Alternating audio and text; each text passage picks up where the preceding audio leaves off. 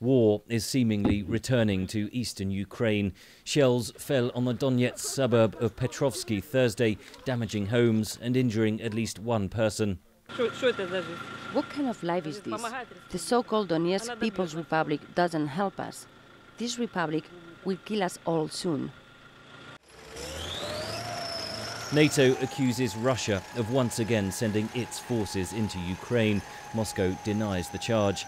There is much speculation over Russia's re-escalation of the crisis, says Redman of the International Institute for Strategic Studies. With the onset of winter, it will be difficult for Russia to supply Crimea, that it might be more useful to have some sort of land corridor. Within this is a broader political dynamic, of course, that I think it suits the Russian leadership quite well to keep the Ukrainians off balance. As world leaders arrive in Brisbane, Russia is flexing its muscles in the southern Pacific by sending warships to international waters off Australia. It's a clear message from Russian President Vladimir Putin, says Andrew Foxall of the Henry Jackson Society, a London-based policy group. He will be looking to demonstrate that Russia, despite what the West says, is a great power, and Russia's sending of its warships to Australia, I think, seeks to do that. Secondly, of course, he'll be trying to demonstrate that despite what the West says, Russia isn't isolated internationally.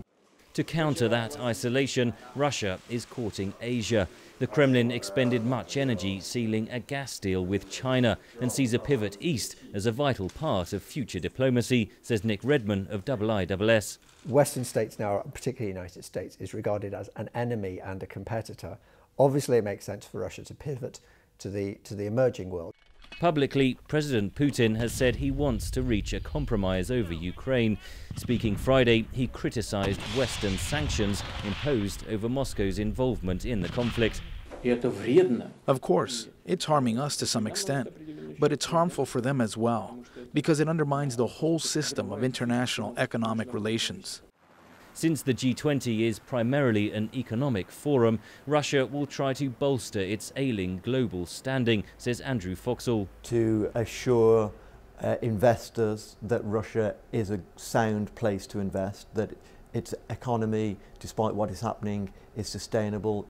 As leaders gather around the G20 table amid increasingly bellicose rhetoric, there is little hope that East-West tensions will be eased. Henry Ridgwell for VOA News, London.